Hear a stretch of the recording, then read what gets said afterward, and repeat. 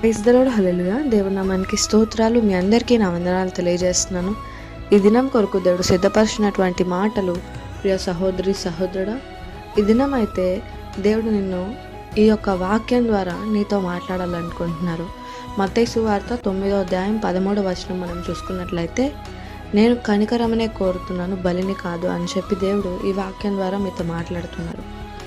దేవుడు మనము ఆదికాండం మనం చూసుకున్నట్లయితే అక్కడ నుండి ప్రజలు నిజమైనటువంటి ఆయన్ను విడిచిపెట్టి లోకానుసారంగా విగ్రహాలను క్రియేట్ చేసుకొని, లేకపోతే యానిమల్స్ని దేవుళ్ళలాగా పూజించేటువంటి క్రమంలో అన్య దేవుల్ని ఆయన్ను విడిచిపెట్టి పూజించేటువంటి వ్యక్తులుగా ఉన్నారు ఆదికాండం అంతా.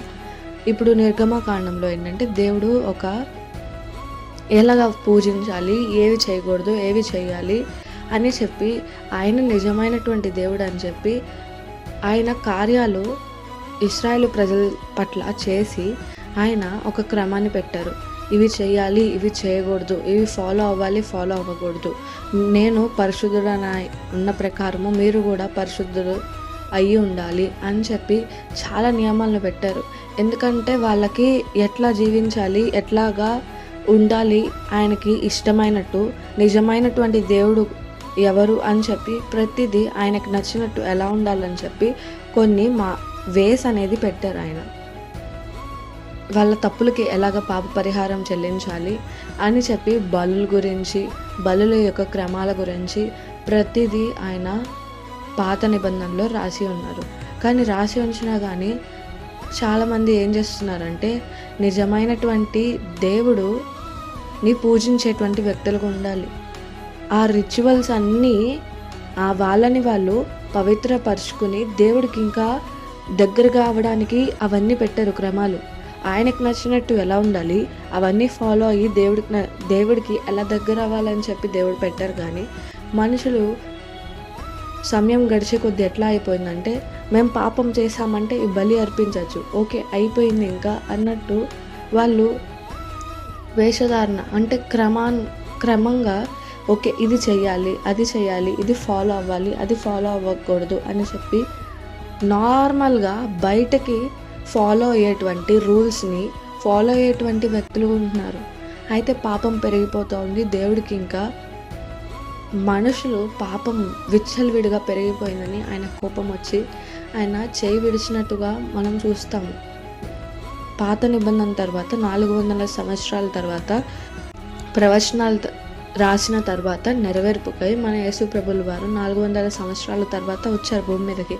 ఎందుకోసం వచ్చారు? ఆయన ఇది చెప్తున్నారు, నేను కనికరమే చూపుతున్నాను కానీ బలిని కావాలని అనుకోవట్లేదని చెప్పి దేవుడు తెలియజేస్తున్నారు.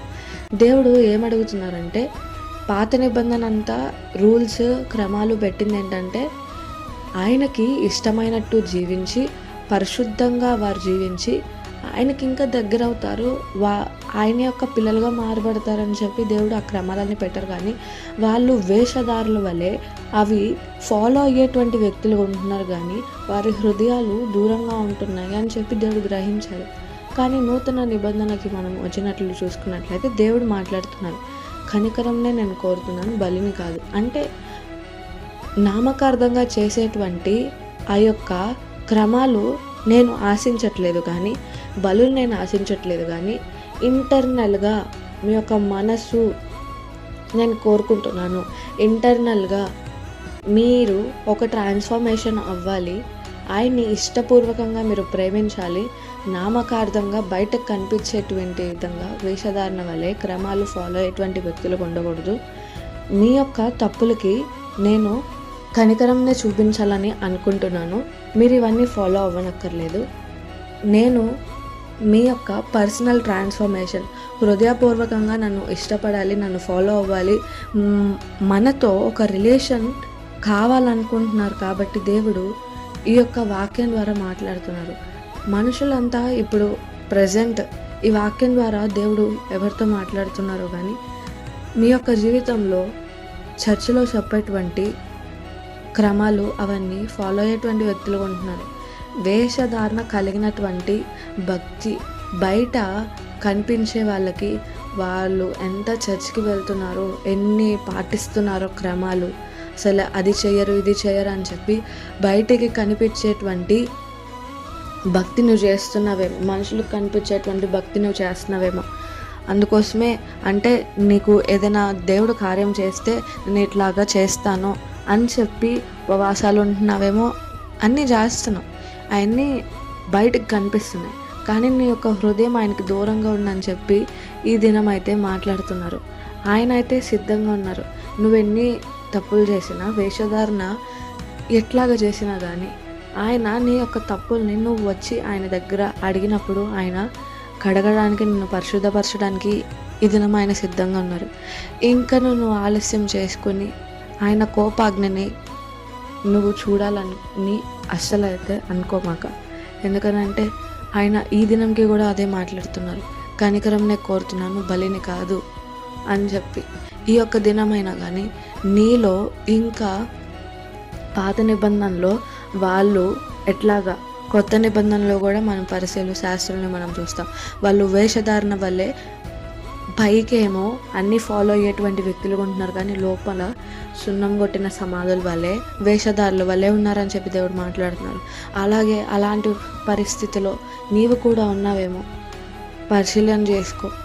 దేవుడు ఈ దినము నీకు లైఫ్లో నీవు ఈ దినం నీవు చూస్తున్నావంటే దేవుడు ఇంకొక రోజు, ఇంకొక అవకాశం నీకు ఇస్తున్నారు మార్చుకోవడానికి. ఈ దినం నుండి అయినా మార్చుకో.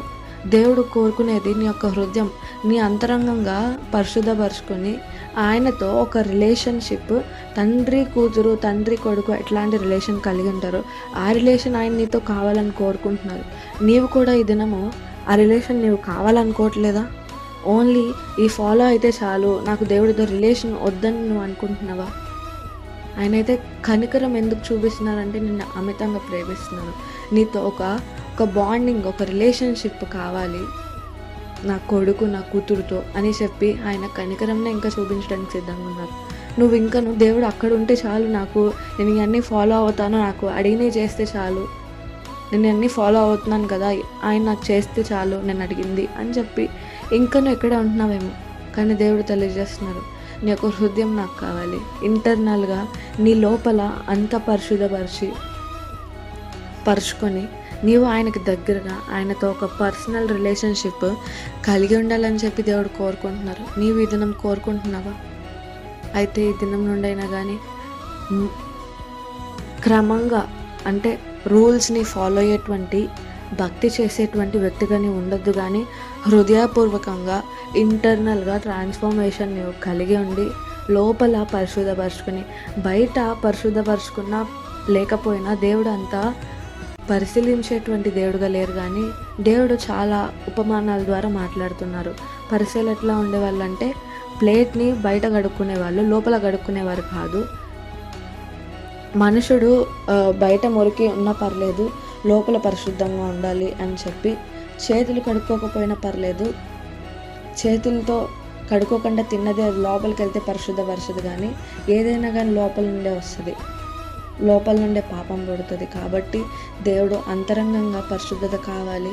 అంతరంగంగా నీవు పరిశుద్ధపరుచుకొని ఆయన యొక్క సహాయాన్ని అడిగి, పరిశుద్ధపరచమని అడిగి, పరిశుద్ధాత్మని యొక్క సహాయాన్ని కోరుకుంటూ నీవు ఆయనతో ఒక తల్లి కొడుకు, తల్లి కూతురు, తండ్రి కూతురు, తండ్రి కొడుకు ఒక రిలేషన్ అనేది ఆయనతో నీవు కలిగి ఉండాలి అని చెప్పి ఆయన కోరుకుంటున్నారు. నువ్వు ఈ దినం నువ్వు చూస్తున్నావంటే ఆయన ఇచ్చిన అవకాశమే. ఇప్పటికైనా జాగ్రత్త పడి నీవు పరిశీలన చేసుకో.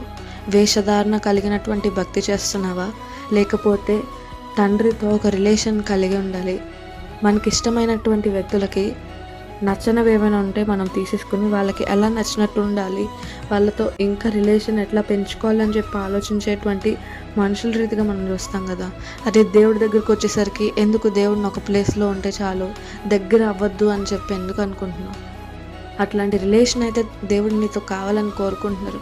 ఇంకనూ సమయం చేతిలో ఉండగానే ఆయనతో పరిశుద్ధపరచబడి క్షమాపణ అడిగి, నీ యొక్క హృదయాన్నంతా కుమ్మరించి పరిశుద్ధపరచమని అడిగి, రాయి వంటి హృదయాన్ని తీసివేసి మాంసపు హృదయాన్ని ఇవ్వమని చెప్పి అడుగు, పరిశుద్ధపరచమని అడుగు.